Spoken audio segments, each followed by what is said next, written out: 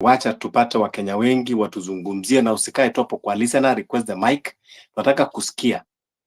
You know, let's put our voices together. Or now we are going to mobilize. Let's just come and bring solution. Now, let's talk solutions. 11-11 is the beginning. 11-11 is the beginning. And we should come out.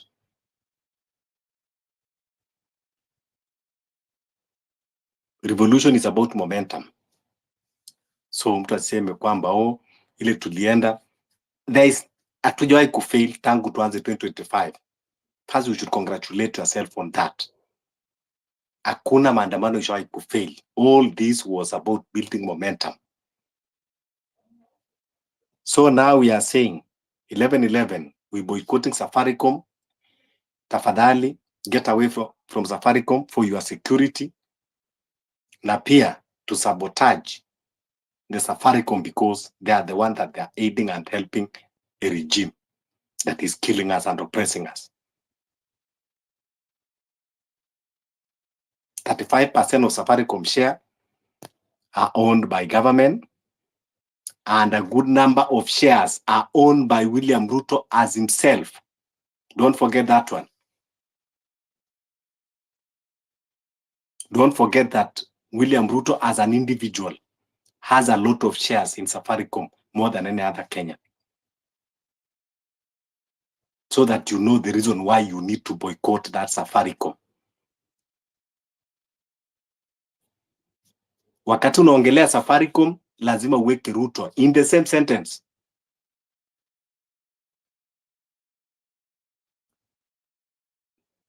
That is why people should understand the reason why we are saying we are boycotting Safaricom. Maisha yetu haijakuwa paged kwa Safaricom. Our parents lived and they were communicating without Safaricom. Hata walikuwa wanatumia zile masimu za phone booth na mabarua, and life was okay. But even now we have many other options. Just only that maybe at some point we have been possessed with Safaricom. So let's come bring solution together, put our heads together. 11-11. This should be the discussion, should be the narrative around us now. When we retreat back to our villages, our estates, our ghettos, our cities, our homes, tuongee, let's mobilize.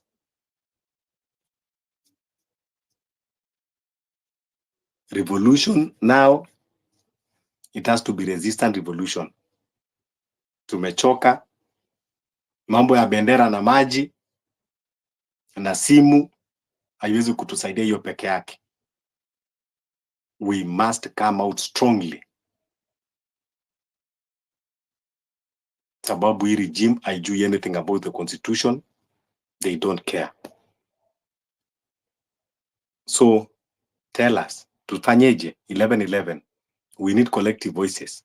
What are the strategies? We need to occupy everywhere. We need to visit those Safaricom offices. Tuwapatie ujumbe. Tuwapatie ujumbe na tukiwapatia kwaheri. We'll be writing them farewell letters and reminding them. We will write those names ya watu wote ambao wameuawa. We'll put them on the paper. Na tuwatumie. Tuambie thank you. These are the people that you have managed to kill. Now you are the heroes of the regime.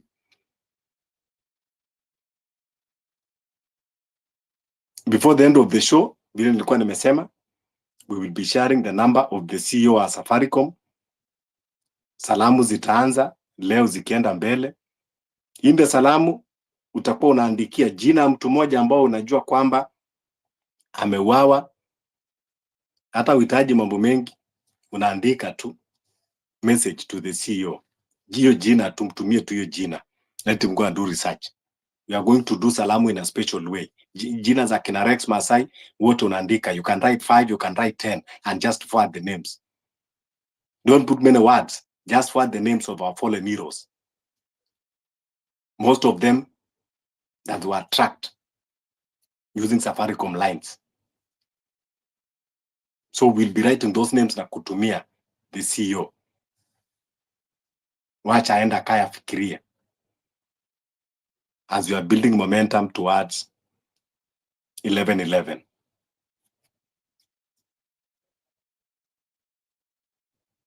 So kindly everyone make sure kwamba you have Airtel line, because hatutaki kukua hypocrite kwamba unamsalimia CEO wa Safaricom ukitumia line yake ya Safaricom.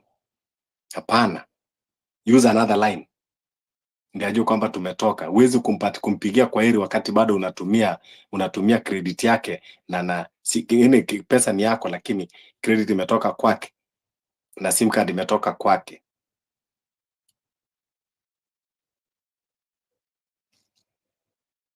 Yes, kindly guys, request the mic. Let's continue. Share the space. Build the momentum.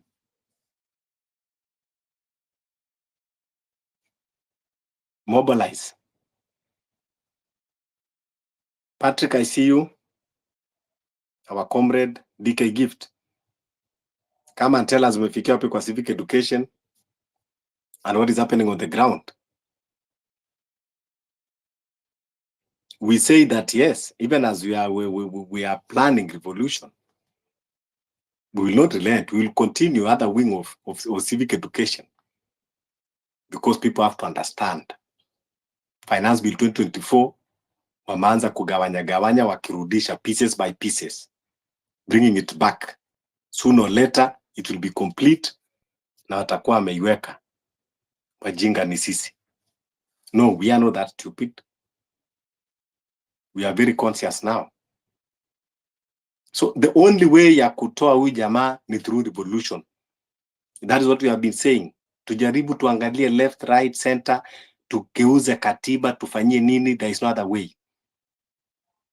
Do you think if judiciary ameweka kwa mfuko, parliament ameweka kwa mfuko, then ati tutengeneza IBC ambayo itatoka hapi ndio itakuja kumtoa Ruto kama ule president wa Botswana? Not in Kenya. This guy is too hot, egoistic, primitive at the same time, and a tyrant. His ego cannot allow him ati concede. Ataiba mchana. Ikiwa vile amemfanyia huyu mtu wake tukiangalia, and he was here telling us, oh, you know, I have been lonely for 2 years.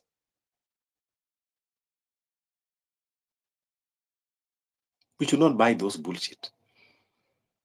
So, yes, Comrade Sesko, go ahead.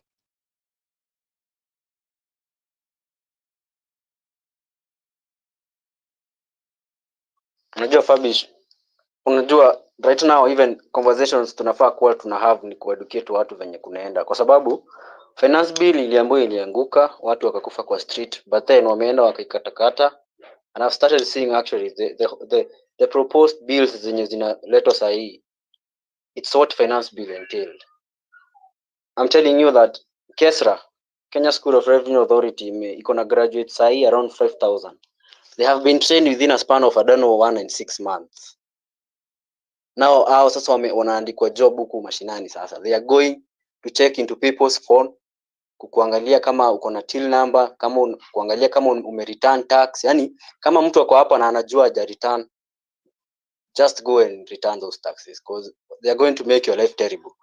Ruto amejua wa Kenya sasa, atawapatia kwa taxes. KRA sasa inatafuta watu, yani watakuwa sasa kama ni makanjo huku sasa. They are going to make your life terrible.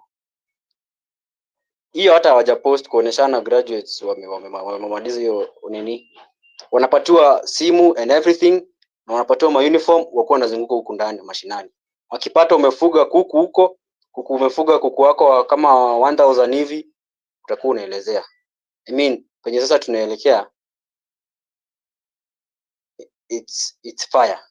That's why I'm saying 11-11, it's what you're supposed to be talking about right now.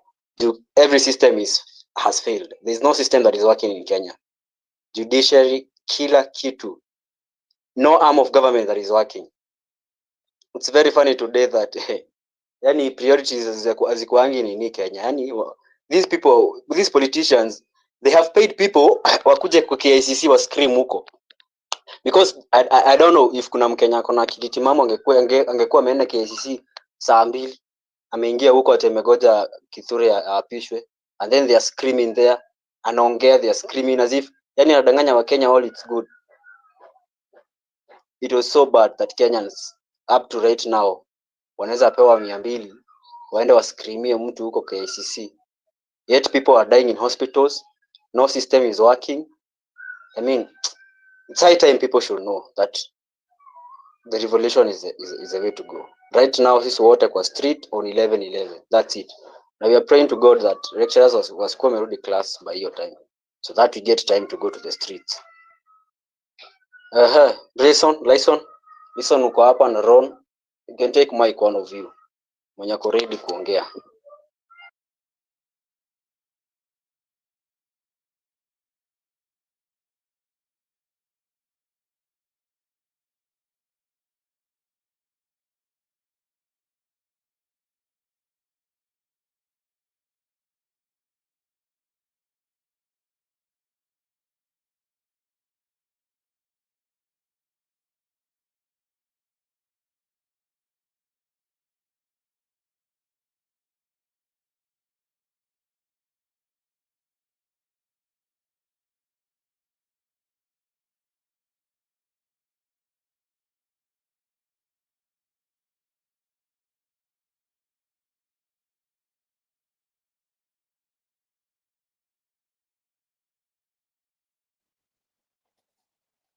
Yeah, so comrade, yeah, thank you so much. Brenda, go ahead. Hi everyone. I just wanted to ask hashtag. Today it was supposed to be the Chief Shah case, and with this situation, it's very saddening what is happening about Kenya. Yani wanaweka vitu za kuapisha huu mtu mwenye aliua watoto badala kusikiza mambo ya health. You know, today was the court case. That's my question. Alafu nitaendelea. Hashtag please tusaidie hapo. So, yes, Brenda, you're right. In fact, I was even looking forward to the directions that will be given to that chief case today, and then only for us to have this, to have today gazetted yesterday at 6 p.m. So technically, what it means is that courts were not sitting today, to the best of my knowledge, because I had other matters, and my colleagues also had some matters which they were supposed to be appearing in court today, but those matters did not proceed. So they were advised that new dates will be given for a postponed later date. So unfortunately, I believe also that Chief Matter has suffered the same fate. But if I do get additional information, I'll post in the comment section. But my question is, I think this was deliberately done, so that, they know people are suffering, and you lawyers, you have evidence of this Chief Shah, so I think they're going to postpone it in a later date. I think that they did it deliberately. My opinion. What do you think also? I wouldn't put it past them, because also the other school of thought is that it was done deliberately also to prevent Gachagwa's lawyers from getting any orders between last evening and today before the swearing in happened. And interestingly, also the system for filing any new documents with the court was down as of 6 p.m. yesterday, so you couldn't file anything. So yes, I to be quite honest, I wouldn't give them any benefit of doubt. I wouldn't put it past them. It could very well have been a deliberate attempt to make sure nothing goes on today and paralyze everything, and make sure that he is sworn in, so that he is in place and there are no further impediments to him taking that position. And the other question is, can LSK do anything about this Chief Justice issue? Do they have powers? Because I think this woman is not good for our country. And the corrupt judges. Yeah, I mean, ideally, if we had working systems, that would have been the ethics commission, quite honestly. I don't know who that person would be who would make that first move to institute something against her. Because also, the way LSK is set up, they want to always ensure that they have a good working experience between the bench, which is the judges, and the bar, which is the lawyers. So it's I don't know what to tell you in terms of the steps that they can take. I from my perspective, I don't think they would make an antagonistic move against her in person, because again, remember, she's an appointee of the president. So they wouldn't want to do something that would make them be sidelined or make them be antagonized by the government.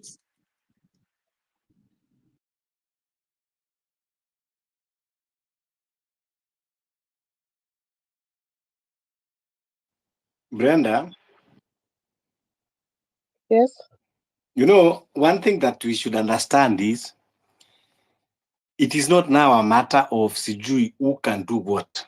We have to come to the reality that Kenyans are left Yeah, I alone. understand. LSK is just a body. These are lawyers ambao tu wako na chama. Hawezi kumtoa Chief Justice. Chief Justice ako na kitu inaitwa security of tenure. Even the president himself normally hata hawezi kumfuta kazi. I think ako na 10 years, or if she attained the age of 65, whichever comes earlier. If I'm not wrong, hashtag will correct me. So now all of them have decided to operate in impunity. That's why I usually say that when we are talking of revolution, it is not a comfortable thing to discuss. It is not a comfortable thing to go and face it, but it is the only option available. You know, Fabish, what I think the best thing LSK, when they are really also for the revolution, they have to start boycotting the courts. That's the way forward. They have one day to start to say, this day there's no lawyer who is going to represent anything in court. And then as people, we have also to go the revolution way to go to the Attorney General. She's not there for this UDA manifesto. This system, Kenya, we are really messed up. Attorney I General, think the revolution is the only way. Attorney General, if you don't know, Attorney General is an extension of the executive. That is why Attorney General is a member of the cabinet. They are elected by the executive. So Attorney General is there for UDA manifesto. Attorney General is appointed by the executive. But the problem is that is wrong. It's not supposed to be like that. It's very wrong. So that the wrongs that we are talking now is what we are saying, that we need to correct it once and for all by going to the streets. Everything in this country is wrong for now. That's what we are saying. You know, that's why unajua zingine watu tunakuja tunapotea kidogo. Everything in this country is wrong. And that's why we are saying that. That's why when we say that we need factory reset, because everything is wrong in this country. Nothing is right. Now you are getting the point. So you think even by parliament, what they are doing is right. We are where we are because of the parliament. They are supposed to be oversighting all these things. Parliament is not even supposed to oversight even that Martha Koome, where she's going wrong. And then today, Fabish, to make matters worse, he has released a statement that the African courts, they want to form laws not African leaders to be taken in Hague. These people are planning themselves. We have to roll this person out now. We don't have time anymore. Because there is emerging trend of tyrants in Africa now. You know, ukisikia French Revolution, America, wapi, South American, now then it comes to Asia. This is a time for Africa. Africa now, this breed of leaders that we have, there are new tyrants that are emerging. And that's why I'm telling you, if we don't deal with our own earlier, this guy, by all way you want to read him, akona all characters and traits of a tyranny. You know, if you want to know how tyranny operate, kitu ya kwanza, you start by manipulating the parliament. First, making sure kwamba parliament in a dance to his tune. Then he will go for judiciary. After he go for judiciary, then he will go for media. After he go for media, then you go for silencing the voices. And all these things about tunaongea, it is exactly what William Ruto is doing. Yes, hashtag. I just wanted to respond to something Brenda was asking about the AG. You need to remember the AG is actually the lawyer for the government. So she will always be on the government side. That's why you find whenever people institute cases against the government, the AG is one of the respondents. So her job is literally to be the lawyer for the government. She's supposed to give them legal advice, to represent them in court, and such like activities. Then for the ICC, I know that concern has come up actually. I would like to get more information about African countries and Kenya, for example, wanting to remove themselves from the jurisdiction of the ICC. But let me also make it clear that for as long as Kenya is a member of the Rome Statute, for as long as we are still a signatory to the Rome Statute, then we are subject to the jurisdiction of the ICC. And I'm saying this because I also briefly practiced there, and I know how it works. You can't just unilaterally remove yourself unless you sign and say, as a country, we are removing ourselves, and you ratify it, and it is understood by the court that you have decided you're not going to be part of the jurisdiction of the court. But as we stand right now, Kenya is still a signatory. So if we don't want to continue being subject to ICC jurisdiction, then what we need to be looking out for as Kenyans is whether Kenya is going to be signing itself out of the jurisdiction of the ICC by removing itself from as a signatory to the Rome Statute.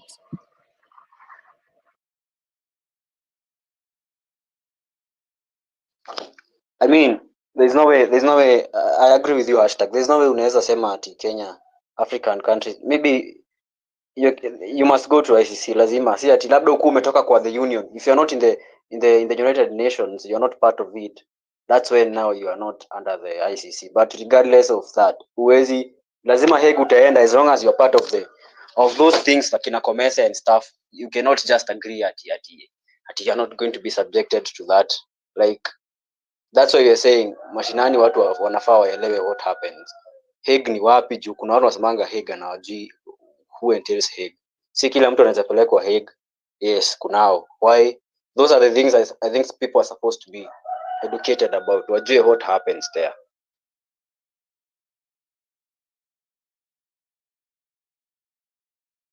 But I think as Kenyans, we don't have time for any court cases. We don't have time for these shenanigans. The only way is the street. That's the only solution, because our judiciary has really failed Kenyans. It has really failed us. We don't have any option. That is the new reality. People should come onto it. Hata hii mambo za saizi, hata uende uambie mtu tunafanya civic education, yes, but unaenda una explain ya mtu wa village mambo ya dani, it's not making any sense. Instead you explain ya mtu mambo ya agricultural bills, ndio watu waelewe. So I think the finance bill, the coming back of finance bill now, especially those influencers who are trying to protect their brand, now they're into it. There's no one, hii administration ya Ruto, it's not. Ifevi juzi Chibukizi was just yapping, now amepatikana. So Kenyans, we have to wake up. The only way is the streets. That is the new reality. We don't have any other option. Thank you, Fabish.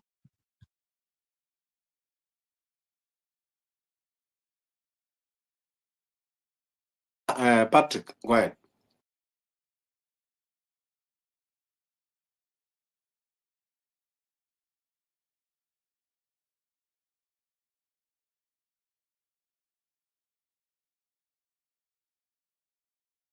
Patrick.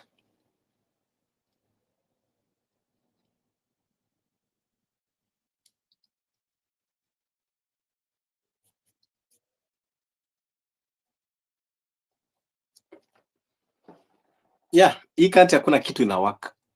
Hakuna hata moja.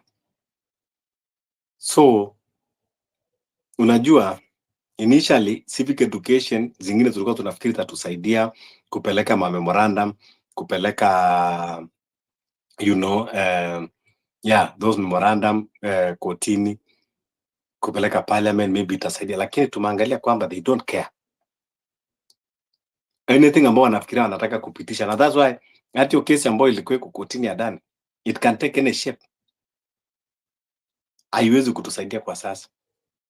The only way ni kuondoa to this regime totally, shut this country down totally. Na kama kuna kitu ambao Wakenya hawajajua, Ruto anaogopa pressure.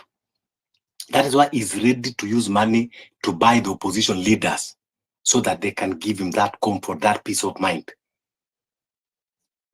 This guy, when you pile pressure on him, anachanganyikiwa. You know, if you want to know someone that awezani na pressure, jaribu mprovoke, alafu uone reaction yake. It cannot be calm, and that is him.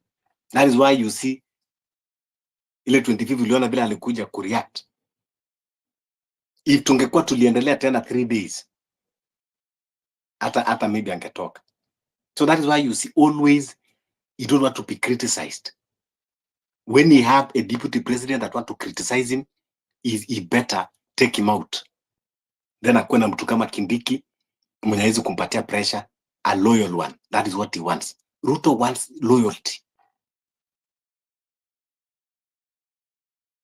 So if we continue piling pressure, that is his weakest. I'm telling you, we have the weakest president that people don't know.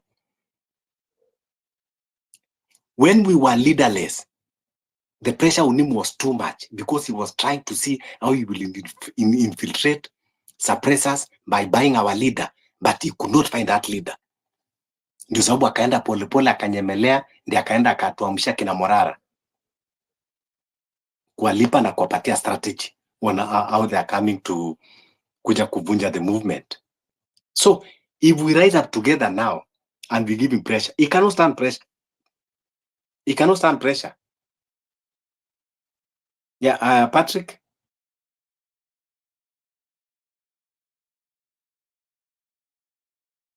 Fabish, can I interject you? There is somebody has written about Mavikooko that she has been found in Kenya, Tanzania. He has been found in a Tanzania hospital on her account. I don't know if it is true or not.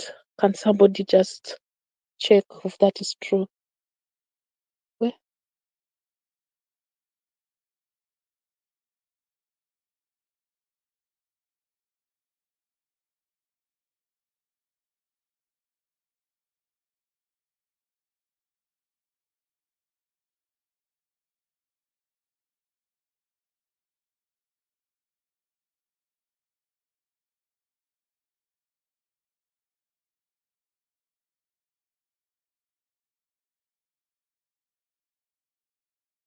Unajua mtu akipotea, a lot of things are happening. There are people take advantage, for different reasons. Could be the abductors,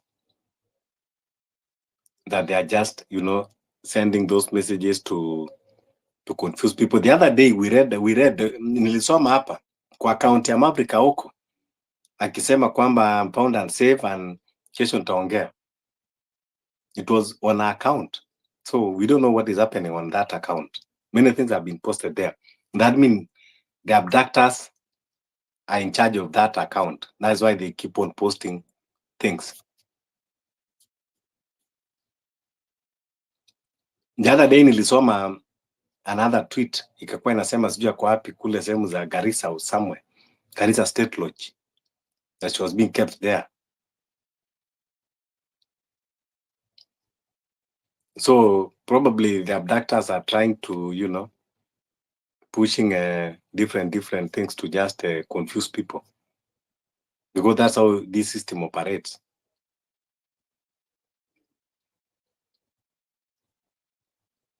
Yeah, Sesko, go ahead.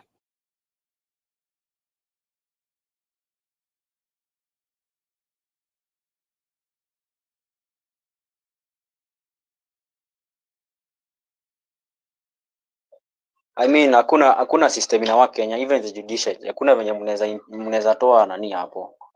Chief Justice hawezi toka. The only thing inaweza fanyika ni revolution. We go to the street. That's the only language that Ruto can understand.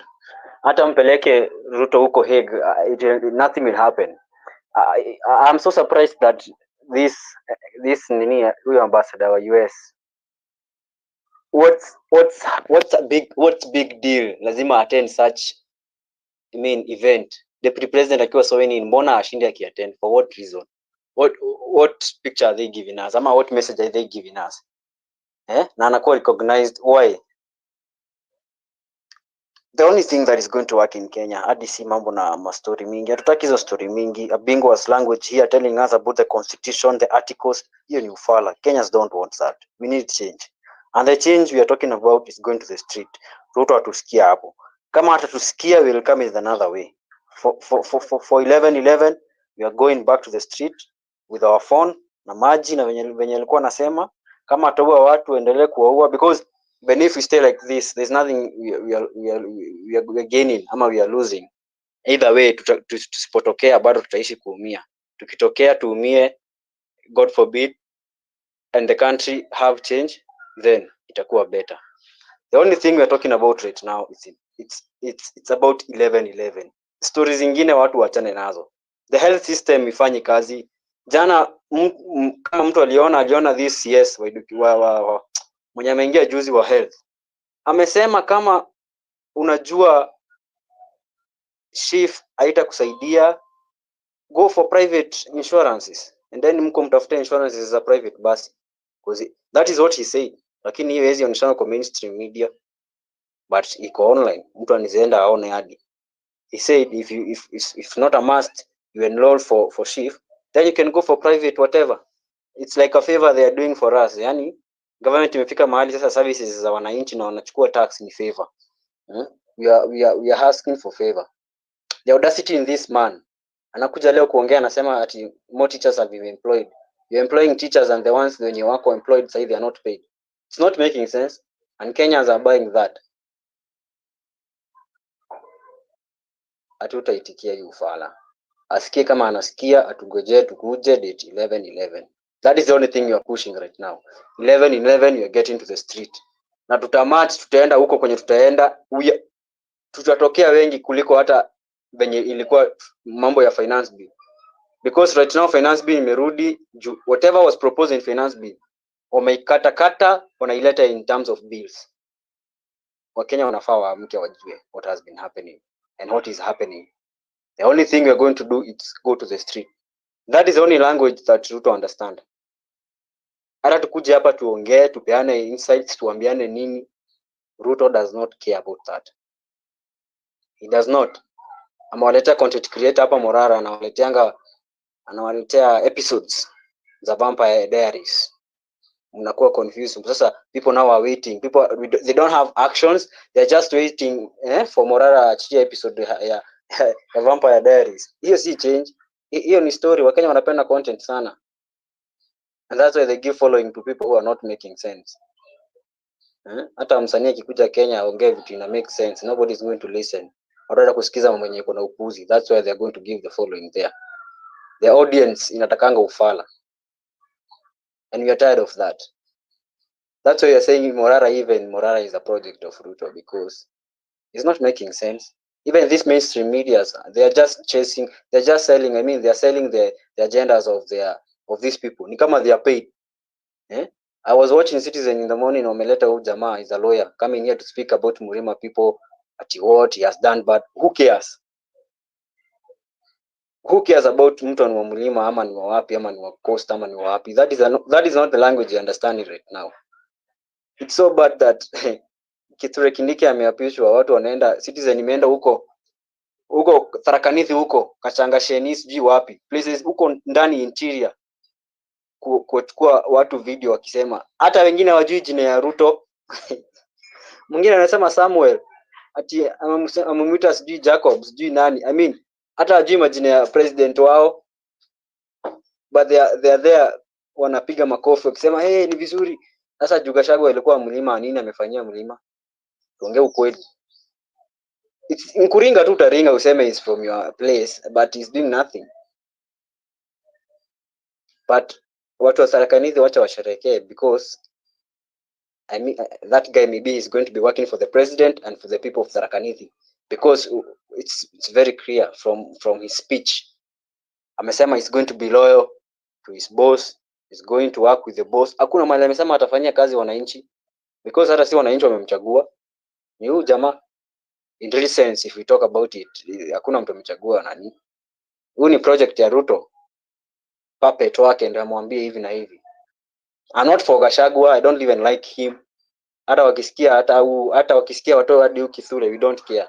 For us Kenyans, we need change. We need good systems that are working. We need better health facilities.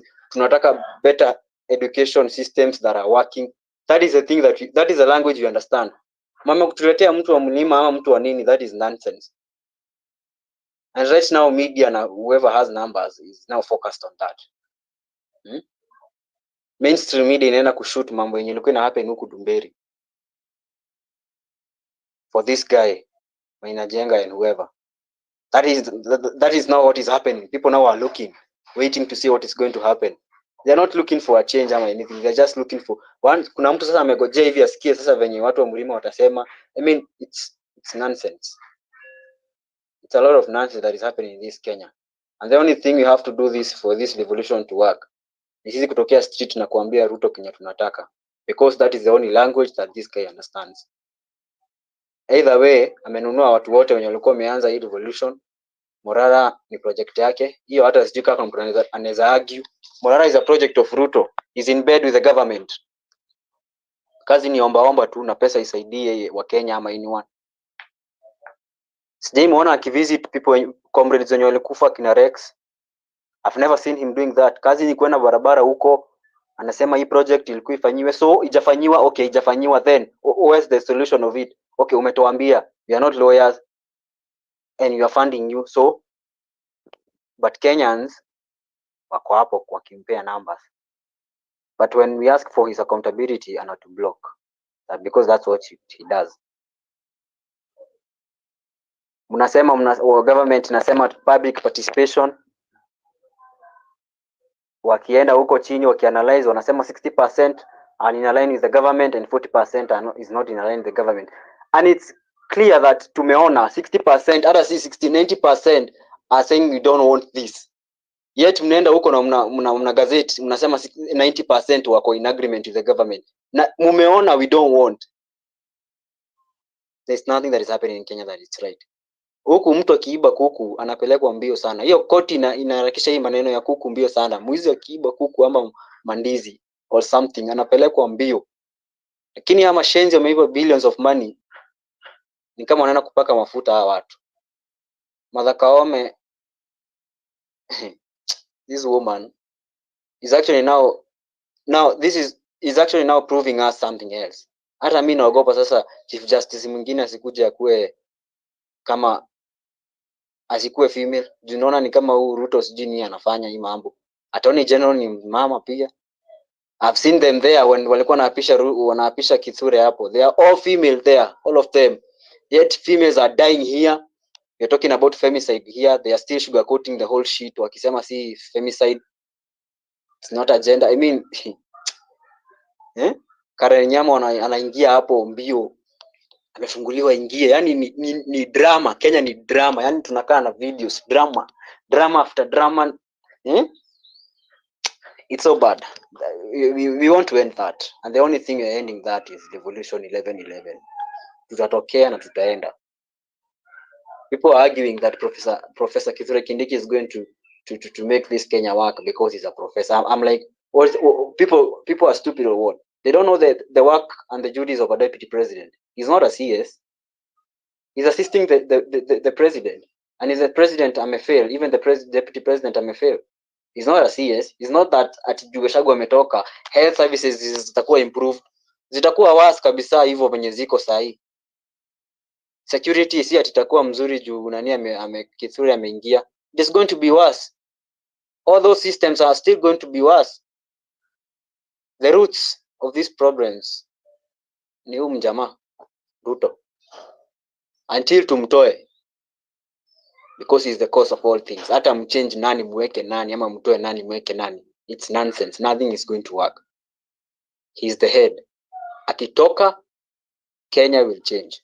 But the fact that this guy is still there and he's still controlling the people, the CS and whoever they are question, they are, I mean, it's a lot. Hatutaki kurant sana juu hata wanatusikizangi. Watu wanatumanga watu wakuje kutusikiza hapa ndo waanze kutumia threatful messages after this. It's so bad. So bad. Patrick. Yes, can you hear me?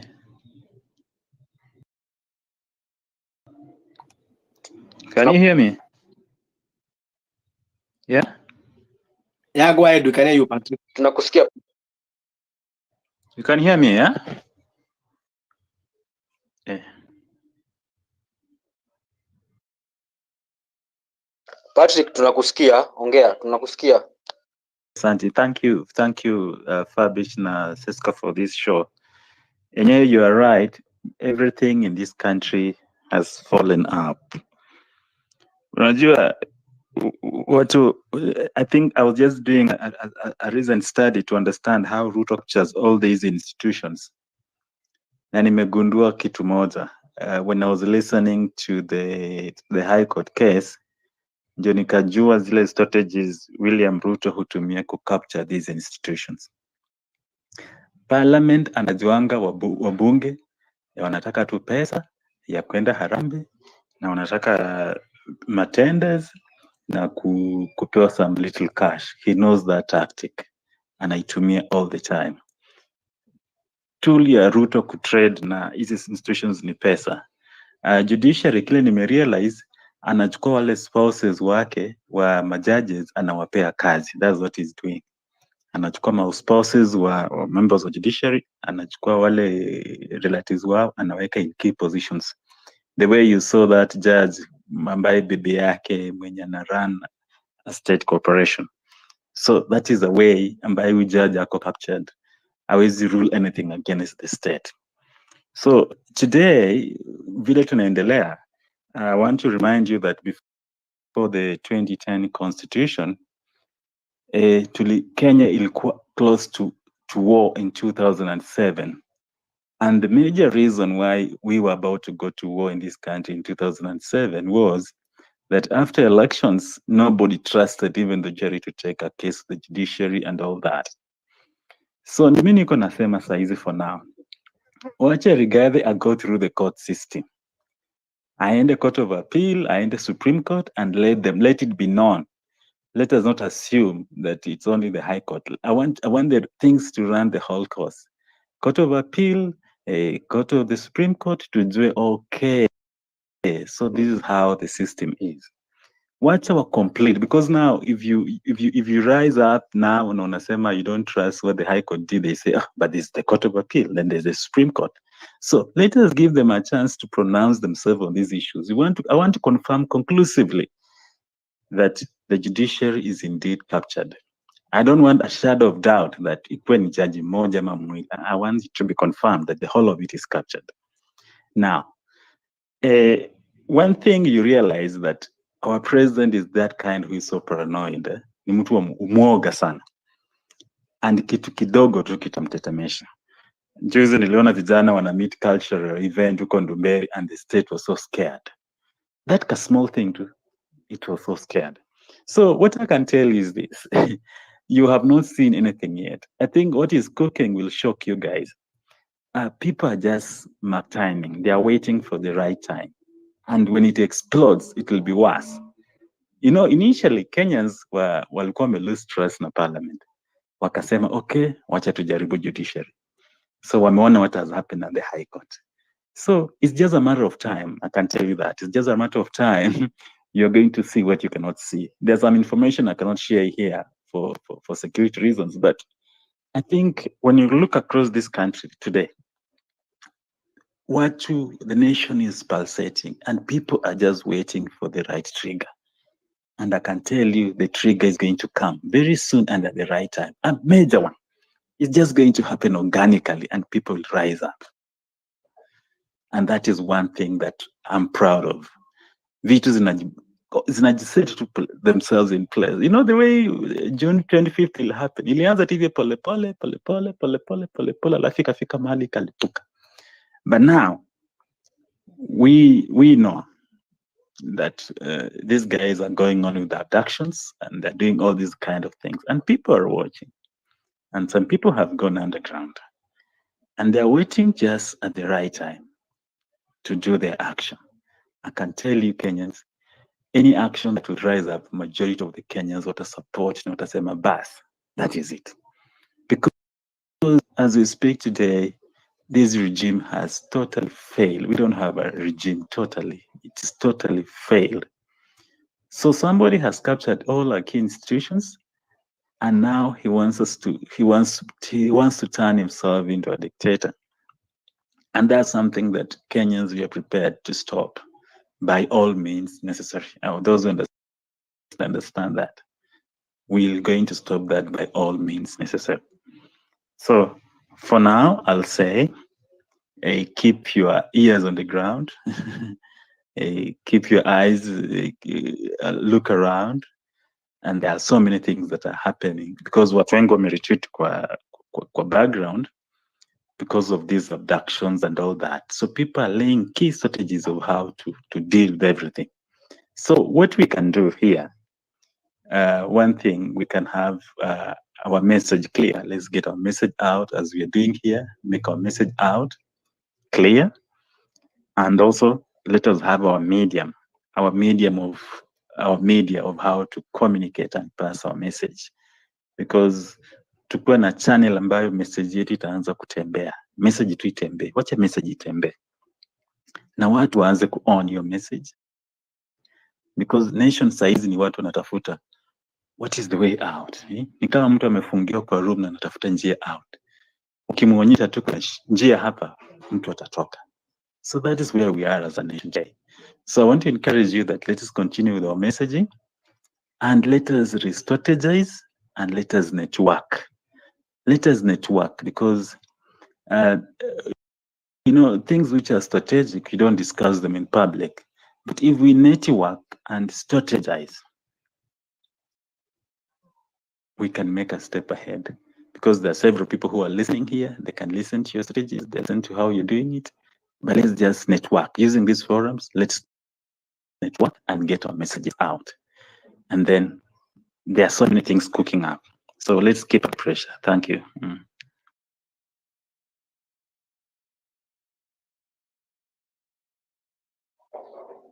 It's okay, Patrick.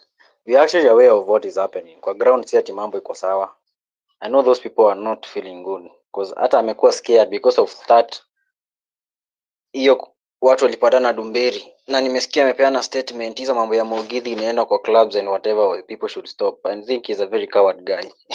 For him to come to a point that watu wamepatana just for once na ameanza kuingiza fever. I mean, it's a very sensitive topic that I think I'm not in the space to talk about it, but whatever happens. But people are aware. The country is at peace right now. It does not lie to each other. Whatever is being cooked, whatever is being cooked in Yamaji, we don't want to talk about it, but we are just aware. Tuko tu rada, but tunajua venye kuko. Yeah, someone else, you can request the mic, you come and tell us your thought here. Hashtag.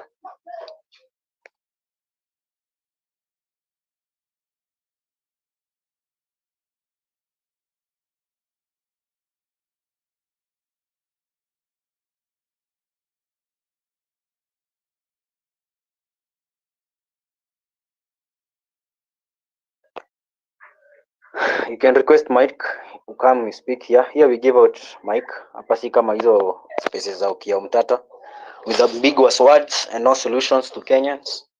Here we give out mic. You can request tutakupatia. Fabish. Yeah, we have to talk, kila mtu tutoe solution because hatuwezi tukuwa tunakaa cycle kila wakati tukiongea na tupati solution na tuseme tunataka kufanya nini. We must discuss and propel solution.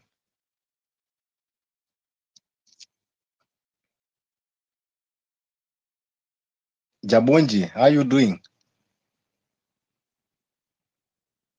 So yes, let's continue sharing the space. At least we listen from different Speakers, tuweze kusikia. Yeah, welcome Jabonji. Thanks Fabish. Nipatie dakika kadhaa, we'll just come on the speaker. Okay, sawa. Yeah. I see our comrade Kumbukeni. Welcome. Our comrade Precious, Frank, Faizi, wote tuko wengi. Yeah, let's bring our voices. We are now building momentum. Come bring your voice, bring your thoughts, bring your opinion. Every opinion counts. To have a movement need a collective of voices.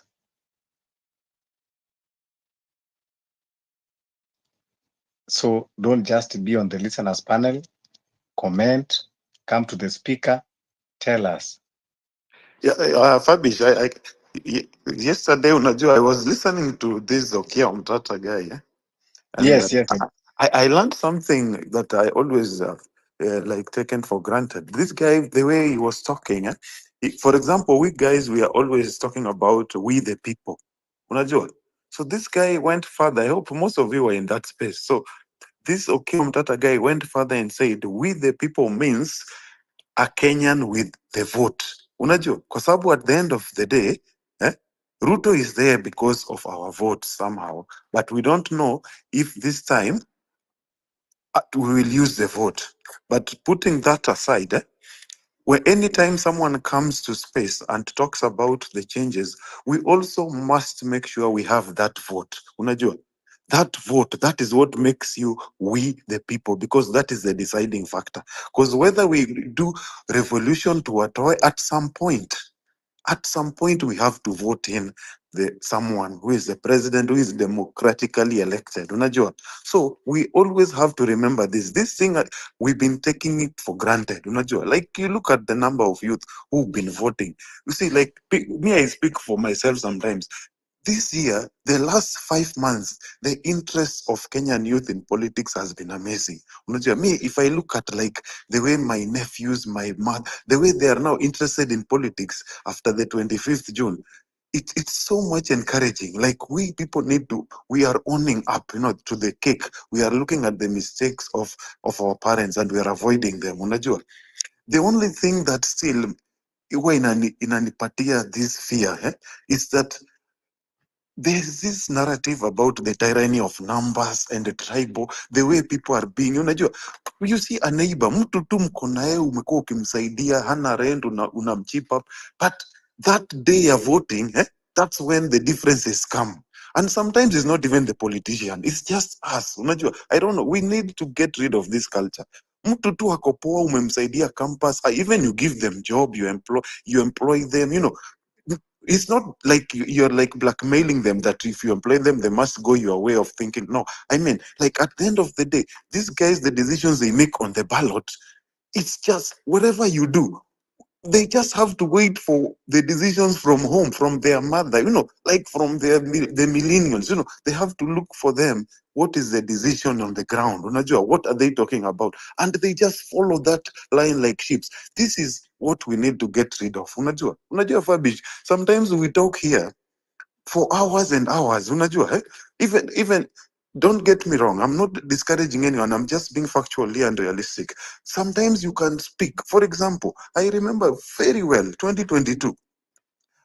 I'm from Nyanza. I told my mom, listen, I don't support Raila. Me, I will tell you, I've never supported that guy, for honestly. But when someone tries to bring this narrative of everyone from Nyanza always votes this guy, to be honest, me, I'm always the minority. My family knows me, they know I'm always against this guy. For one, I don't succumb to someone who never wants to be held accountable at the grassroots. Unajua, imagine you go to the grassroots level, you want to go in with that ticket. All of us know here what happens there. But if that guy does not second you or doesn't like you, whether you are famous or what, this guy, you will not get that ticket. Unaelewa? So this is one of the reasons from the grassroots level. There's dictatorship in ODM, for example. So I'm just telling you so you know. So when I see someone on the timeline talking about people from this region, they only go this way, unajua, or they generalize. This is what exactly is giving power, unajua, to the elites, to these political elites, because they know at the end of the day, it will take only 1 month to rubbish all this civic education. They will just walk around the villages and tell them, look, we are going to have one party, one suit, unajua, so that we have defense in the parliament, this bullshit.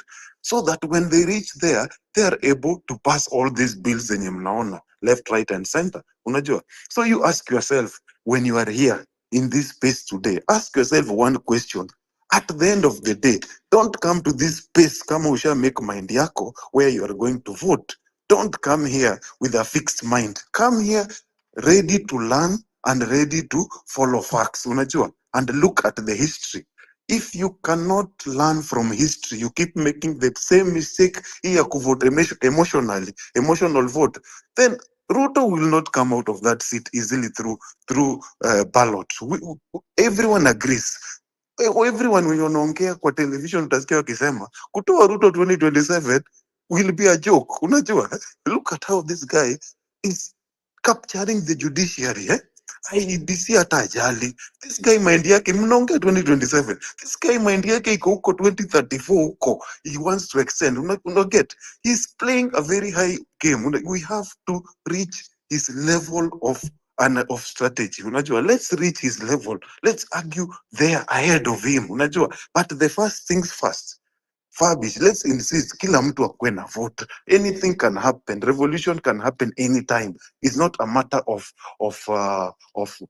how, but when. But when it happens, alafu upate kwa hii space, for example, utapata 4 people out of 37 wako na kura, and they are talking about political solutions for political problems. So that is my, I don't want to rage so much, but I just speak from experience. Unajua, So guys, please, in your timeline, stop generalizing, number 1. And number 2, to avoid this thing of kuweka watu sijui kwa sijui Nyanza region, this one should be abolished. That's what Rwanda did. That's what Rwanda did. That's why saizi wameendelea. Kenyans, we are just looking at them kwa view sasa. Unajua, walibanizi vitu za call mtu from the tribe, I don't know from what. For example, me, for example, I'm from the Nyanza, unajua region. My wife is from Kalenjin. So what exactly should I tell my kids, for example? Which tribe are they? Are they Kalenjins or are they Luo? Unaget, Look at people like, one time I challenged my family. For example, I told them, Orengo, wife Orengo anatoka wapi?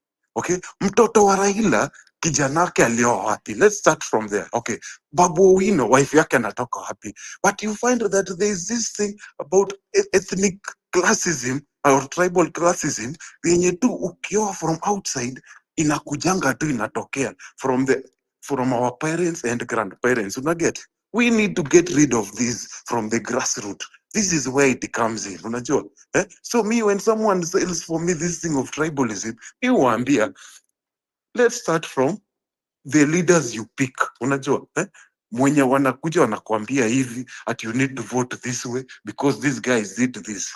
When Rigathi was abusing Raila, that is personal. That's their own business. Don't involve me. Unaget?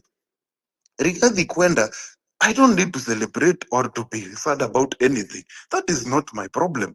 Because what makes you think that Rigathi akienda, until now we will have everything cheap? But for your information, even tax have just gone high. See, IMF wamepeana loan kwa sababu UAE was giving them some cheaper loan. But IMF wakasema no. Okay, ukichukua hiyo loan tena wacha tukupatie ile ingine, okay, but ongeza tax. And what is Obado doing? This, what is his name? This treasury guy. Ndio hiyo 2024 bill imekuja. So do you think Rigathi was the problem? No. So why are people celebrating? Rigathi was not the problem. The problem is the snake must go. We need to change that. So this is the narrative we should be spreading. Unajua? That we don't need to be classified along tribal lines and to be put in regions of this data about tribal politics. I will land for now, okay? I will be listening. Thanks so much, Fabish. Yeah, thank you. Kumbukeni. Sasa Fabish, Karibu sana Kumbukeni. Asante. Sijapata ujumbe bado. Wamemwachilia Tom ama bado? Nani? Tom Gombe. Bado hatujapata ujumbe wa Tom Gombe. Haya basi. So that's another thing we have to do today, tusukume hiyo post tena leo. Anyway, so Japonji, nilikuwa nimeambia Fabish nitakaa chini leo nisikize, lakini ukaanza kuongea, alafu mimi nikasema hapana, siwezi kaa chini, lazima niingie niseme something. There's something called, leo asubuhi nilikuwa mafunzo. Wale ambao mjui, kuna mwalimu ambaye alikuwa hapo kitambo, alikuwa anaitwa John Carruthers, and he talks about it. There's something called phantom of liberation. The phantom of liberation. The phantom of liberation is the idea that we black people, sisi wa Afrika, sisi wana Ubuntu, we think that we can get liberated within the system of oppression, which is a false notion, and therefore the idea of a phantom of liberation. And we are always chasing it. And we are always chasing it and saying the vote, the vote, the vote, the vote, the vote. Lakini mna vote within a system of oppression. System yenye imesetiwa up already kuwafailia. So ni kama una vote ndio uone utapata kiwango kipi cha mkate. So how much of the crumbs will you get? That's essentially what you're getting. You're not putting your efforts in being the baker and the grower of the wheat and the one who decides who's going to get the bread or not. You're busy fighting for the crumbs, and that's the phantom of liberation, which is why nasema history ya kushinda mkizungumzia voting without looking outside of the box and seeing where we need to go, without approaching things from an African perspective. Kila saa mnatumia stories za wazungu, democracy ni nini? US wako na democracy. Na democracy ni vipi tuko na democracy na system high function? Ni vipi tuko na democracy na mimi siwezi kuja hapa niseme Ruto ni mwenda wazimu na nisishikwe? So this idea of thinking that voting is the solution, we need to get away from it, because it will keep us in a cycle of oppression. Voting is not the solution. Voting seems like the solution, but it's not the solution, especially under the system.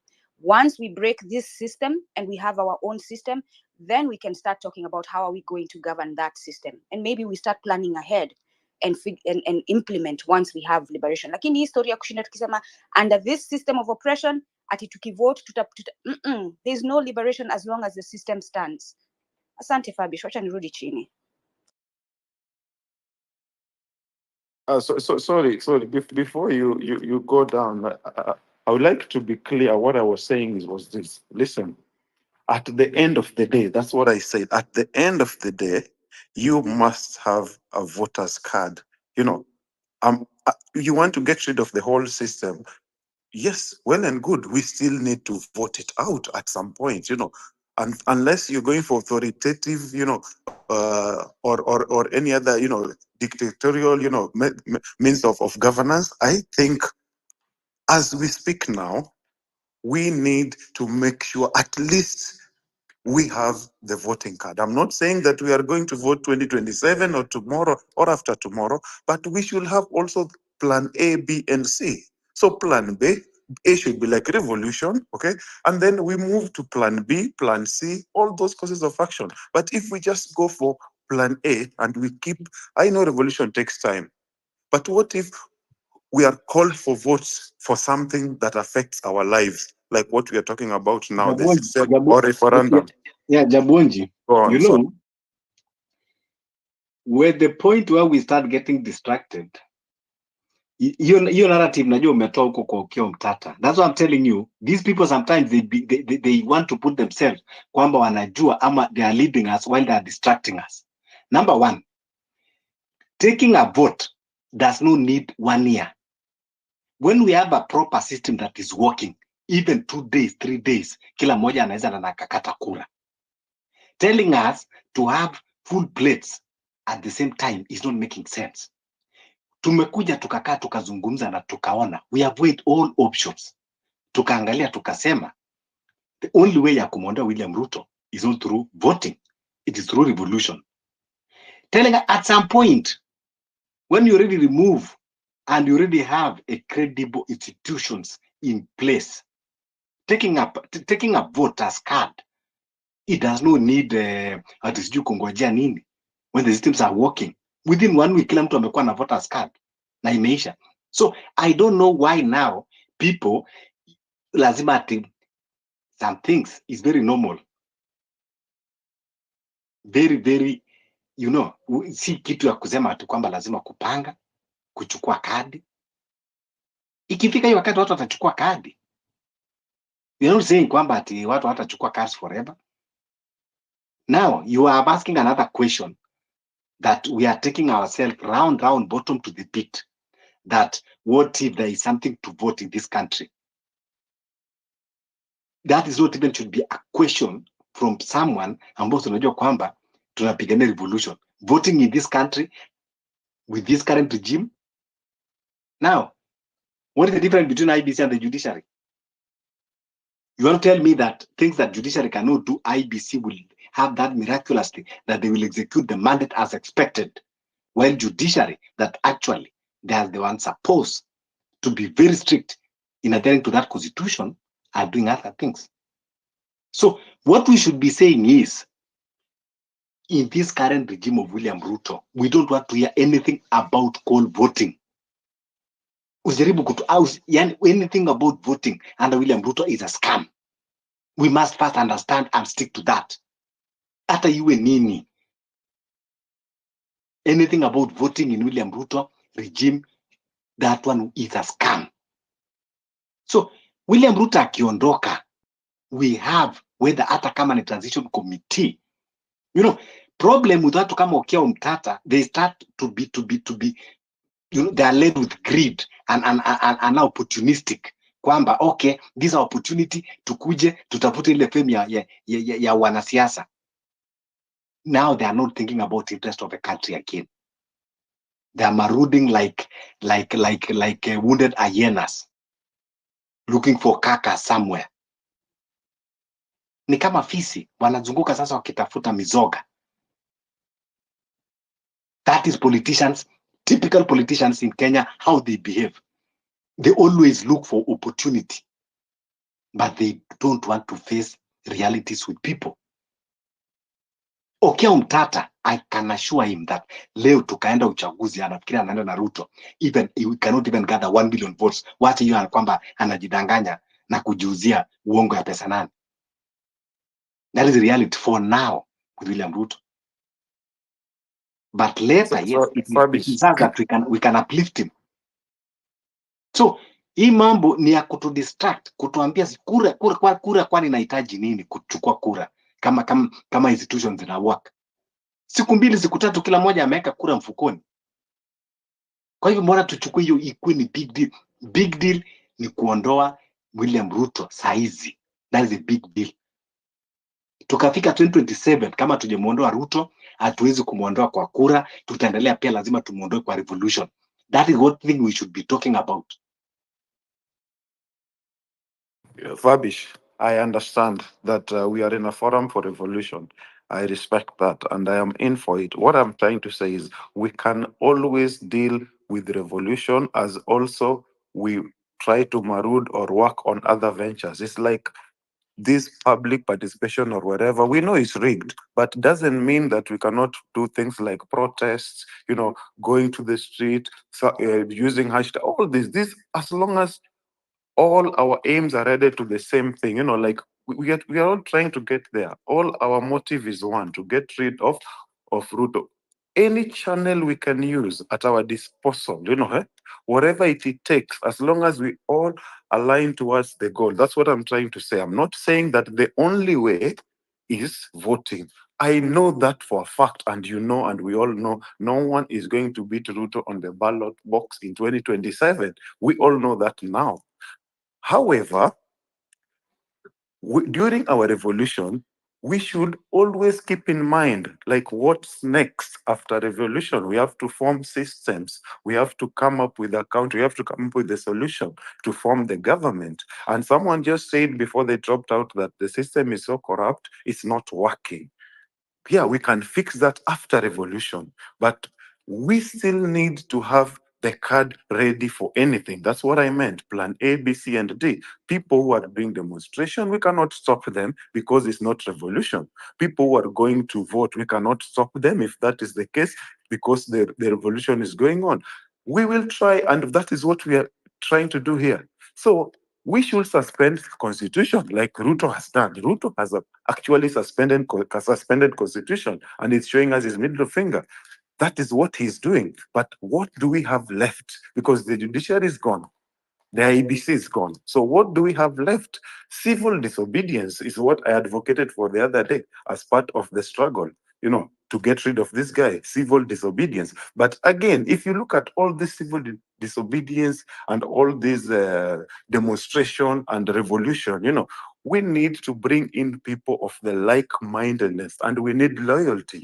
We need to come up with a different movement, different from the space. We need to have something called what makes a revolution successful. We have to look into that. We have to break down real revolution, not revolution on space. We have to break it down. What does it take to go to revolt against someone like Ruto, who has been killing us left, right, and center, who has been jailing, abducting, and doing all those things after suspending the constitution? So we have to get the few people. That's why in one of the spaces I was saying, if we are going revolution way, we must have loyalists, 100 people only, to form this revolution, and we move forward.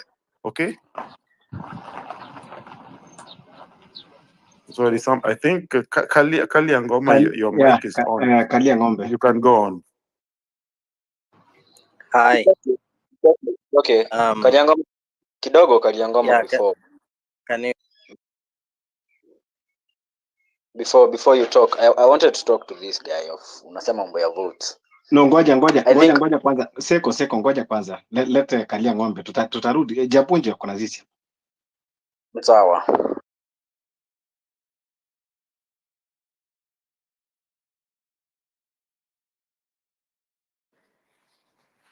Yeah, Kalia ng'ombe, kindly open your mic. Can you hear me all right? Yeah, we can hear you. Tunakusikia. Yeah, I wonder actually whether Kenyans are ready for the democracy that many people have lost their lives for, or whether because I mean, in a democracy, we expect that elected representatives listen to their constituents. The finance bill just showed us that there are times when they could listen.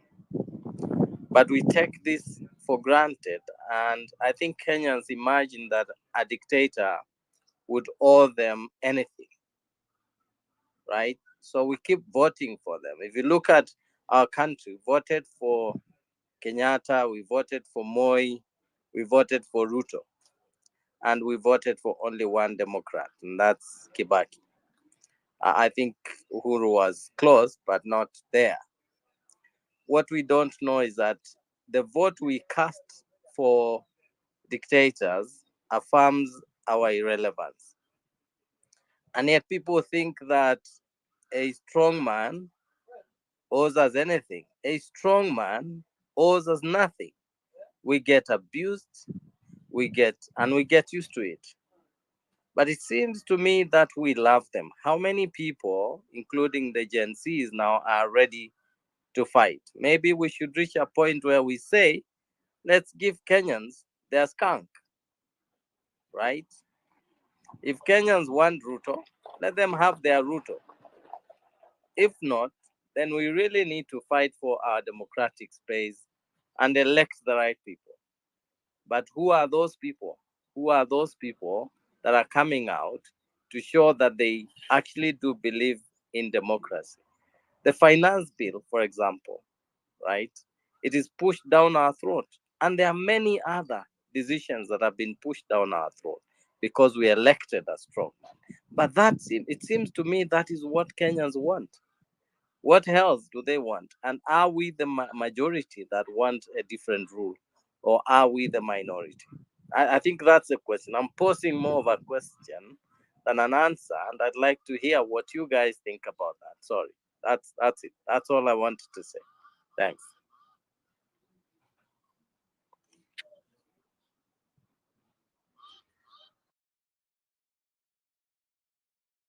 Sorry, Kaliangoma, can I respond to you? Yes, of course. So according to you, you mean that the people made the wrong decision to select people who they thought were good, but they turned out to be like authoritative people who are not listening to them, and you're asking about what we can do to get rid of them. Basically, according to the constitution, we can recall them. However, the problem is that there is no IBC, the body that is constituted to take care of the recall, and they know that, so they are dragging the process. So I think that has answered your question. That's why we are talking about revolution as opposed to democracy, because democracy is not working since the constitution has been suspended. Thank you. Okay. Okay, thanks. I mean, Kariangombe, before you go, were you talking about the MPs or you were including the president there? Because you cannot recall a president using All, the IEC. all of them. All of them. The whole lot. Okay, IBC can never, you can never recall a president to the IBC. IBC cannot correct votes. I mean signatures to that. The only thing you can throw President Ruto out of the office if you're using the constitution, it's by the National Assembly, and the National Assembly ameinunua. The MPs that we expect that tunaweza peleka huko wanapeleka motion ya kuimpeach president are the same people that are with him. So the only way we can remove this guy, we had only two options: the National Assembly na ameinunua. The other option is us now going to the street ndio atoke huko atake asitake, because there's no other way. IBC will not help. Even if IBC is right, iko sahi, it will only help in recalling these MPs and whoever, but the president himself, the main problem, labda atolewe na National Assembly na Wakenya. That's it. Another thing I was to tell this guy, I don't know, taking kuras, yeah, tutachukua kura tutachukua at the right time.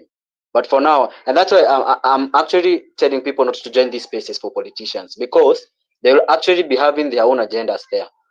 Like yesterday, you're having Omtata is having a space, and the topic is he wants to discuss that it's about the new funding model. Yet there are no students there. Hakuna comrades wenye wako hapo to discuss the new funding model. Yet he's there telling people that the only thing inaweza saidia Wakenya pia ni wachukue kura. Kura ni nini? That's a thing we can do even for a week.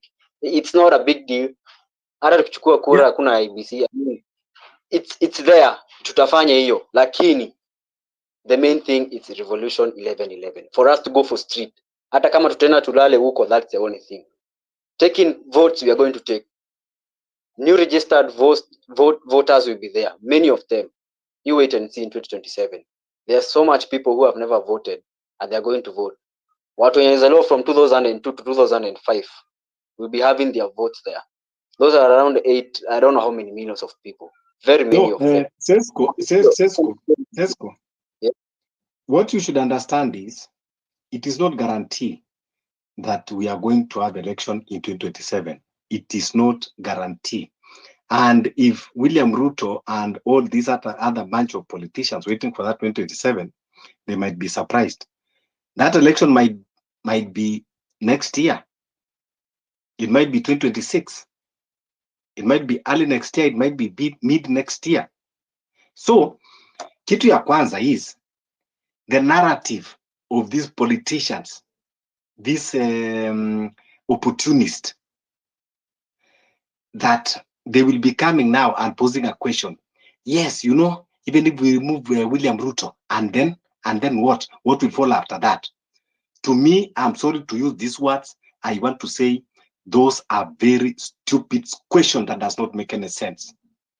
Because you want to tell me that if anything happens today to William Ruto, that the country now is dead, that the country now cannot move on. So I don't want, when I hear somebody saying that if you remove William, then what? It is very obvious. We remove William Ruto, then we change the country. What are you asking me again? Then what? Another thing is they will be telling you that, oh, the politicians, what they are trying to tell you, but they want to come in different ways. Ukisikia kwambia, oh, you need to take votes. What they are telling you in another way, wanajaribu kuambia, you need to have me in mind. Okia Omtata He should be patriotic, and he should not be selfish. It is not a must that he become president. He has been in the movement, yes. He's a good person, yes. But it doesn't mean kwamba every good person deserves to be president. You can be good in other areas. Kwanza, that is, let us understand each other for that. In fact, even if you ask me, Okia Omtata is good, but he's not good as politician. So people, these politicians should talk being, taking advantages and being opportunistic. Kama wanataka kusimama na sisi tuondoe William Ruto, wawache kujifikiria. Wawache kujifikiria. So, even Okia Omtata, watu wamekuwa akisema, even behind the curtain, that is a gun for hire. Most of these petitions that tunaona akipeleka, sometimes he's been paid to do that. Of which it is okay, as long as it is working for us Kenyans. But now, his actions, now, hajawahi kusimama na movement.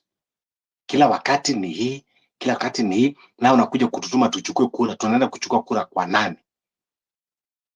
So please, when we go to these politician spaces, let's know who we are dealing with. Yeah. These spaces tulisema we will be calling who you are. I see now Jabonji dropped because that was the point. Alikuwa anakuja kudrive. But it is better tubaki watano tukitafuta suluhisho kuliko tuje tudanganyane hapa.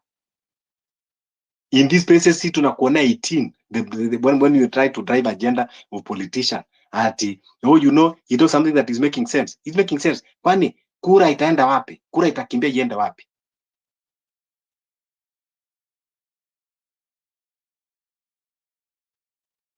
No, we are not attacking Okia Omtata, but we are saying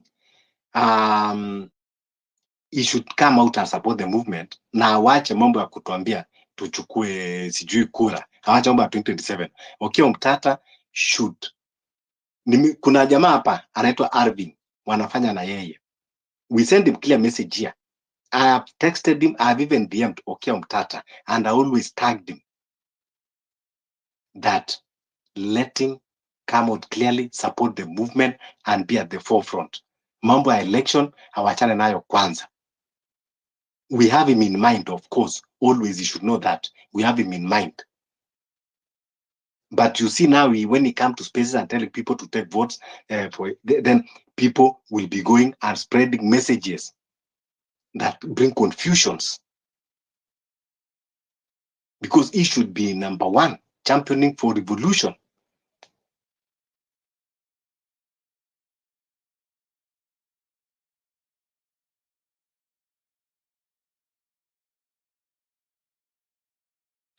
My sense is that we need everyone in. Not we shouldn't fight those that support the movement in any way. I think that there will be different ideas brought by different people. Some will say, let's take votes. Others will say revolution. But I don't think that is right for us to push away anyone who has an idea about what should be done. I think we've got one enemy in this country, or maybe two: parliament and government. Anyone else fighting those two should be our ally, and we should not push them away, right? The ideas might be different, but No, the bigger problem, picture, Kalia, the bigger picture. it comes in that ideas. Because when we are saying that we have weight, there is no other way of removing except revolution, and then you are telling us to take votes. Tell me how are we saying that we are on the same page? Because even William Ruto himself, that is what he's preaching, that if you want to win me, wait in 2027, go and take votes and go and vote me out. That is what he's saying. So if you again come here and tell us that let's go and take votes, it's not the same language that you are talking with the same oppressor.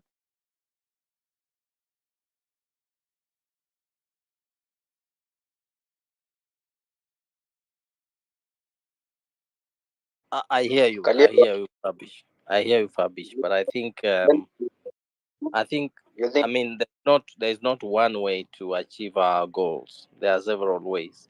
First of all, we don't know which one will succeed, right? So I think just having all the ammunitions together is useful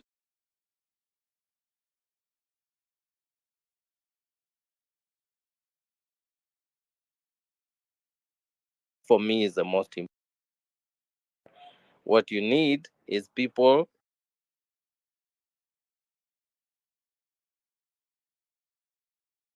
you know, right? The path the path might be different, but the goal,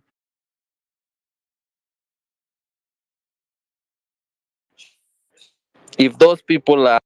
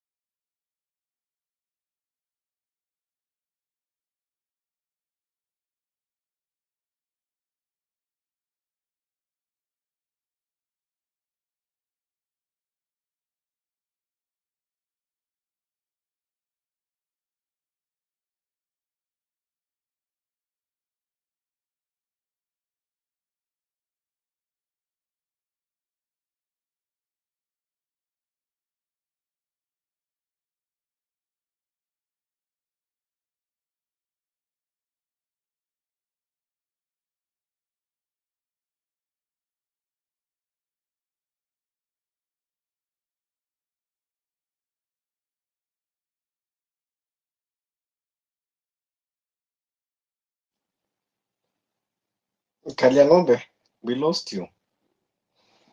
You know, they say two people cannot work together unless they are in agreement. Unless they are in agreement. That is a principle number one. You cannot work together in one road unless you are in agreement. Now, if we are saying that we need votes, why are we wasting our energies in these spaces? During voting period, IBC wenyewe wanafanyaga the civic education, wanafanyaga publicity ya kutosha, utasikiaga wakiimba kupiga kura ni haki yako, nenda kata kura. They are the one, sensitizing the public. We have seen that we don't have any other ways of removing William Ruto, and ballot is not one of them. So wajua, tulisema tutakuwa radical na tutakuwa tunasema tu vile ilivyo, whether it is going to work or is not going to work, but at least history will judge us. That is what I said I'll be doing. It is only revolution. Tukikuja kudanganyana hapa kusema we need plan A, B, C, D, hiyo ndio zile vitu wa tunatumiwa na NIS kuja kutuchanganya. We only need 3 plans, A, B and C. A, revolution. B, revolution. And if A and B failed, you go back to plan A. That is the only way to remove William Ruto. Lakini tukianza kusema alafu unakuja unatuambia unajua lazima tuchukue kura. Kuchukua kura hahitaji mambo mengi. Ni kwenda tu kukata kura. Mpaka tukate kura tukishamuondoa Ruto na tunajua kwamba tuko na watu waadilifu katika IBC. Ambao tunajua ukikata kura yako, hiyo kura yako itahesabika. Kwa hivyo mkiona saa zingine labda when we are calling people out, sio tu kwamba tunapingana na kila mtu, lakini ya nini to entertain mambo mengine ambayo tunajua kwamba tunadanganyana. Ndio sababu tumemtumia ujumbe ukia Mtata, tunamwambia kuja utangaza msimamo ndugu, kama uko kwa revolution ama kama uko kwa revolution, wewe tuambie, weka chini ungoje, tukitoa Ruto ndio tukuje tukutafute tukupigie kura, lakini usikuje kutuchanganya na elimu duni ya kutuambia saizi tukachukue kura, wakati hata bodi yenyewe ya IBC ya kukata kura hakuna, na hata ikakuweko tunajua kwamba haiwezi enda ikiwa kesi ambayo tunapeleka kotini kasikizwe na majaji ambao waliapishwa kulinda na kutetea katiba kwa mujibu wa sheria ile iliyoko pale, hawafuati hiyo katiba. Alafu leo hii unataka kutuambia bodi ya watu 9 ndio inaweza kutekeleza hayo majukumu yote kwa uadilifu. Uadilifu bungeni imekosekana, uadilifu kwa rais mwenyewe hakuna, kwa mahakama hakuna, kwa vyombo madola za usalama hakuna. Sasa utakuja kutuambia kwamba kutakuwa na maajabu itafanyika, wale makamishna watachaguliwa kwa tume ya uchaguzi ndio watakuja kukua na uadilifu ndani ya hii serikali ya Ruto.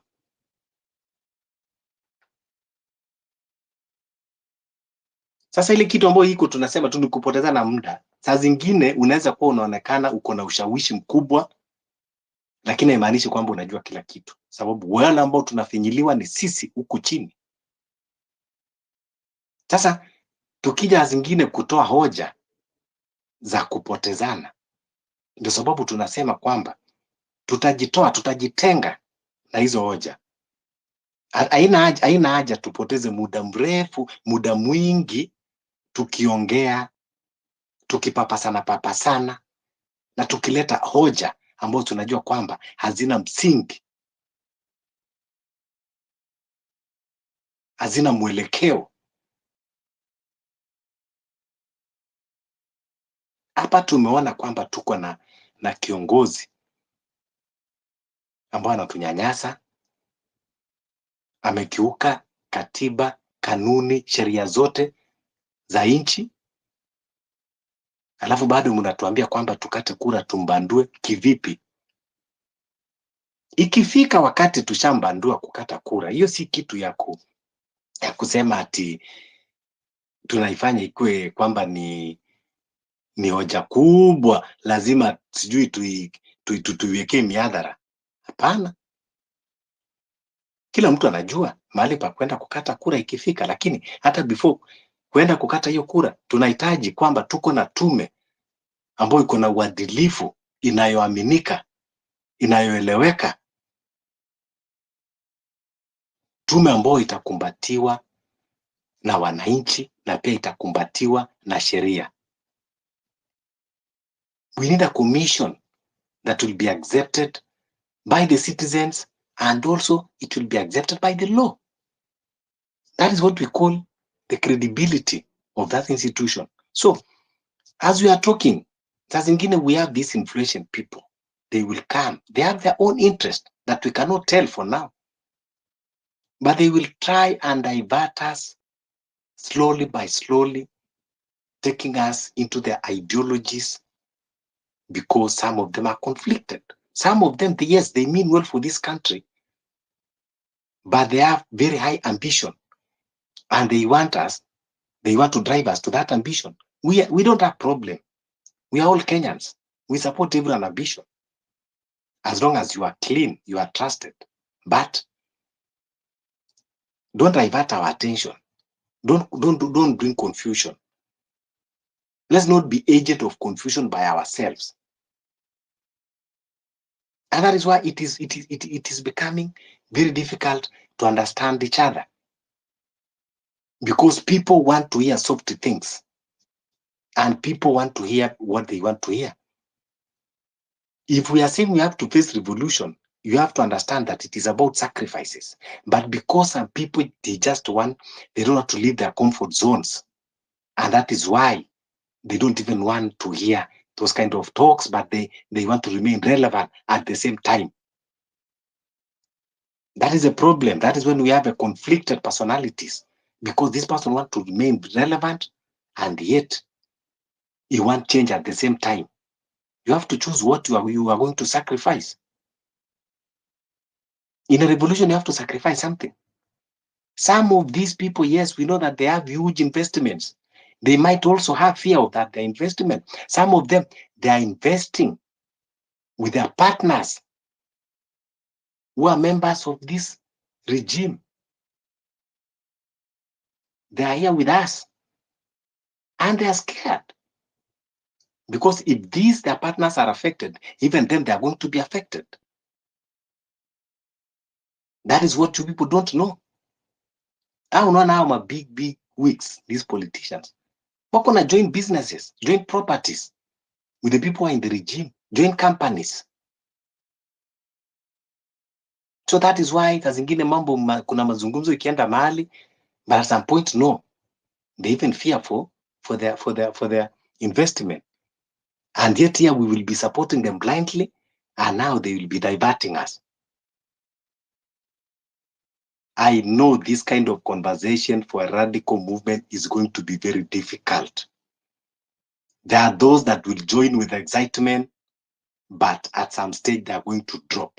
The way people came into this movement with different expectations, different reasons, different agendas, different plans. It is the same. It is still going on. But it has to continue persisting, pushing. Those who are going to drop, they are going to drop. Others are going to join. That is movement. It is not. It has never been easy. A true patriot that you can say he has always been consistent, you can say someone like Miguna, and that is why sometimes you will see he will have many critics than friends. That's what I'm telling you. When you become a revolutionarist, watu hata wanaweza kukuona wewe ni mwenda wazimu. Because revolutionary is about critical thinking. You think the way other people. The problem that we have in our country most time is no matter how much you are learned, but I believe sometimes we are intellectually lazy. Sometimes we just avoid that, certain direction of thinking because we just don't want to burn our brains there. And that's why tunaongea mambo ya revolution, tunaona this one need tuchoma akili, moja tu tungoje kura, of which it cannot. Na Ruto ashajua ku capitalize on that. Tungoje 2027, mtu kama Okiya Omtata hata anaweza kuwa funded na William Ruto. And then kila mmoja atasema Okiya Omtata kuwa amekuwa funded. They will never tell us. Mtaenda upate wamecheza karata, ameshindwa na 500,000 votes. Wataenda kotini wakuja watuambie kumeenda vile kumeenda. Alafu anakuja wanatuambia wamefanya post election agreement,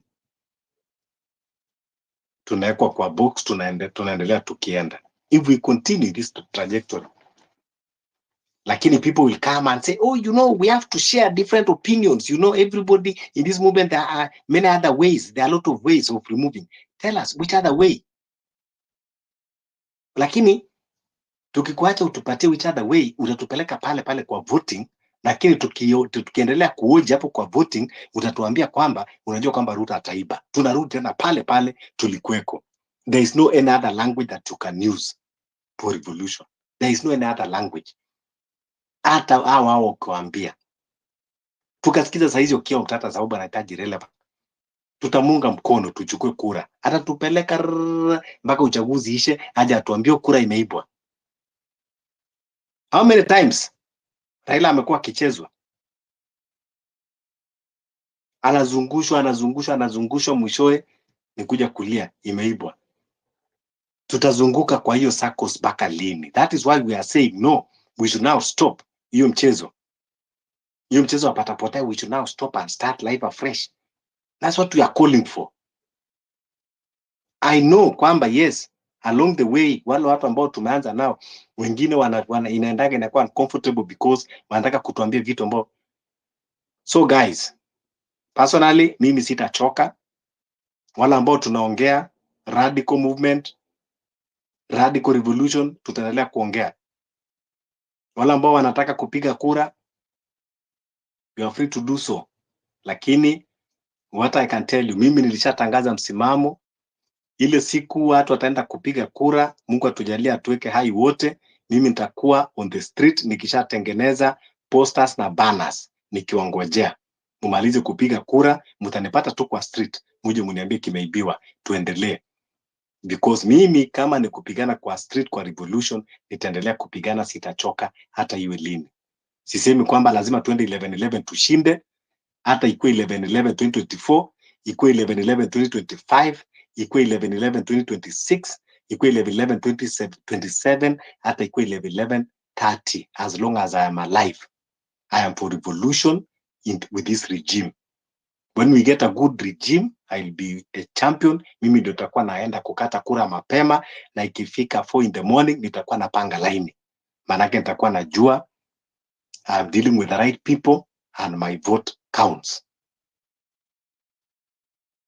But for now, I am not ready kwenda kwa hizo spaces za kwenda kudanganyana na kusema kuwa ati oh yeah, unajua hata kama tutamtoa Ruto, but there's nothing like but.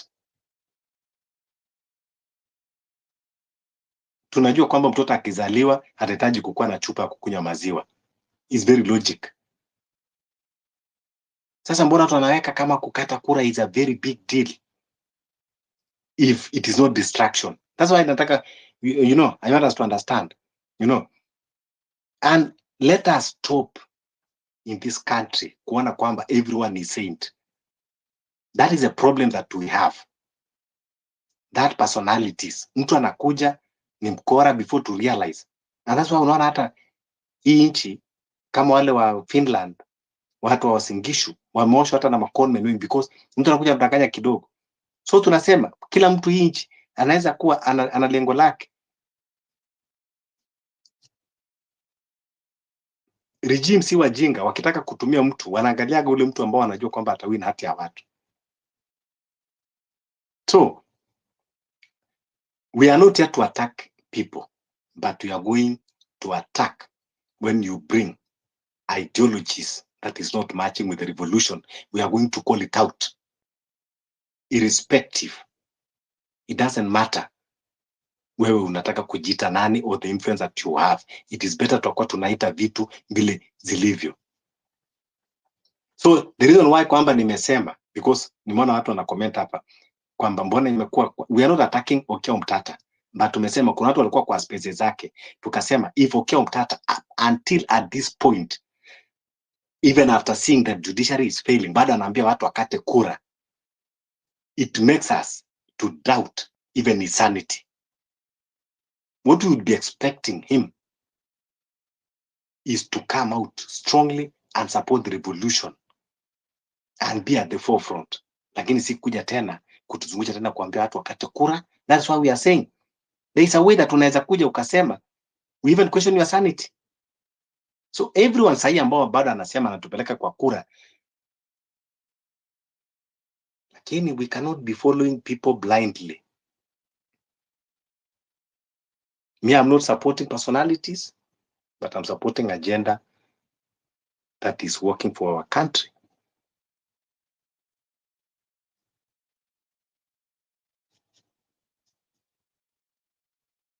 That is why Morara alikuja na ukoni yake tukamwangalia, akafumble, we call him out.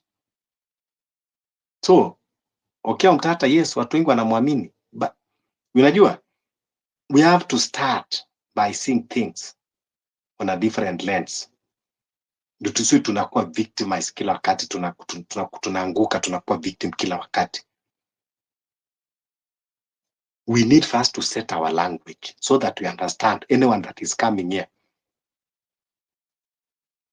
So mtu akija kutuambia hapo ya alisema, lakini there is something that, you know, there are many other ways of which tell us those many other ways.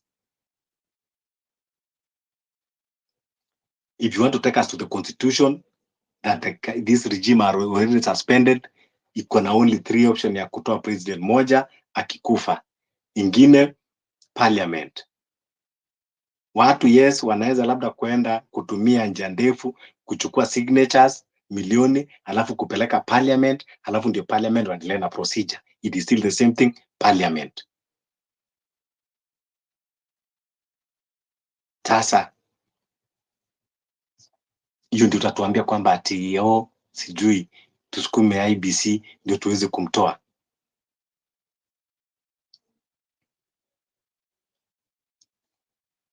So kama tunaenda revolution, we have to understand this is the reality that we are faced in.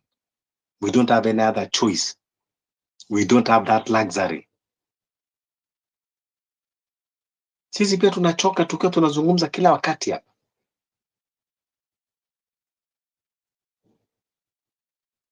Wao wanakujaga tu wakati wanaona momentum inaanza kupik, ndio wanaanza kupeleka watu kwa different agenda. Sijui kura, wakati wewe mwenyewe jana unalia kwamba judiciary imekudisappoint, na kila mmoja ameona judiciary imedisappoint kila moja. Ngoja tuangalie andani kesi itaenda namna gani. Utakuja kushangaa hiyo conservatory order imekuwa lifted, ndio reality itaanza kuwa hit. 2024 bill is coming back and you are here saying that you are going to vote. Even before you are surprised, you need even to go and read that Election Act 2023 and then see what is inside before even you come and start telling people waende wakate kura. Alafu hata wale watu wanatuma watu waende wakate kura. Wakakate kura wapi? Ama IBC wanapeana kura saizi? I don't know. Anyway, please let's continue, sababu hii safari ni ndefu.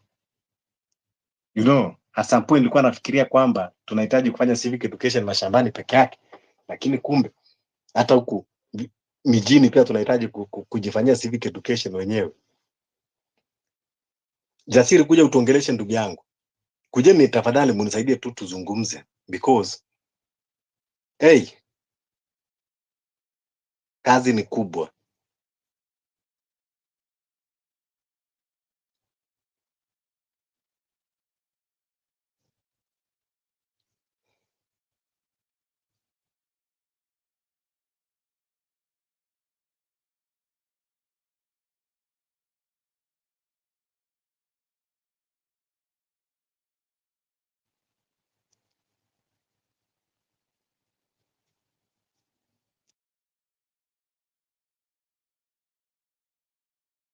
Yes, Esco.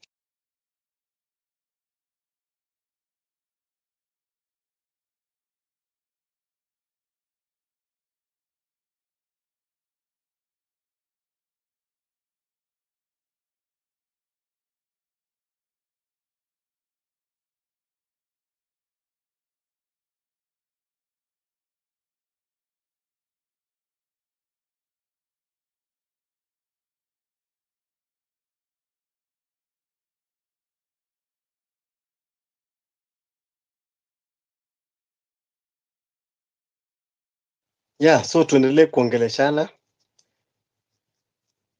tuzungumze, lakini at least in all what we do, let's be realistic, let's face the reality of life and with the times that we are in. We are only faced with one option in topping out this regime. We can decide to suspend it now, tungoje, tutafute sababu. Anyway, for wale watu ambao maybe they are doubting, mimi, as long as it is a revolution, I don't have problem. For people that maybe you are doubting, you can decide as well, mungoje ifike 2027, mchukue hiyo kura hiyo ambao tunaambiwa katika hizo spaces hawa na siasa, tuchukue hiyo kura, twende tupige, alafu ndio hiyo ikuwe trigger ya kufanya sisi tukuje street. So tutakuwa tumefanya the same thing, lakini labda mungesema tu, what I can agree is maybe people kuja kusema maybe hatujapata trigger, maybe we are not triggered enough. So let's wait 2027, we go and vote, and then tunajua vile results itakweko, then we'll be triggered. But I don't think if tutakaa and we are psychologically prepared knowing how results will be, that will be enough to trigger our minds, because we all agree that we will know the results as we are going to vote. So I don't know how that will trigger our minds. So, but yeah, it's our choice if we decide either to do it now or we do it immediately after the election 2027.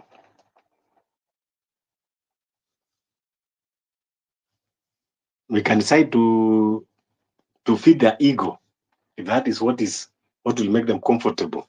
If that is what ikiwa lazima for them to be with, to be with us in the movement. And in 2027 now, when you go to the street, it will not be about Kenyans. It will be about personalities. Itakuwa kuwa hawa watu ambao wanataka kutupiga ni wale tuliwashinda kwa kura. They will have a reason. Watakuwa sasa ndio wanasema hawa watu ambao unaona kwa street ni wale ambao tuliwashinda kwa kura. They don't want to accept and move on. And that your demonstration will not look like patriots who want to redeem the country. It will be like personalities in the picture. That is how the world will perceive. So it is better we do it now when there is no election, when someone will not say this person is fighting me because I defeated him or I defeated them. So it depends. What do we need to decide? So for me, nimesema 11/11 is the beginning. We start boycotting Safaricom and fighting anyone who is affiliated with this rogue regime.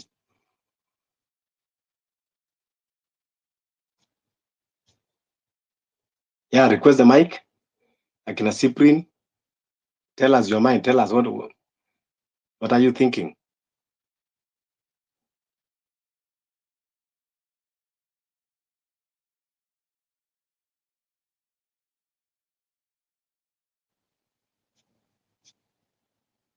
I think tomorrow we are going to have a space, but it will be an open mic where we want to hear people talk and those we want to hear all those agendas, then we see which one are workable. Wala watu ambao wanatuambia tushike kura, wala watu ambao wanatuambia tufanye hii,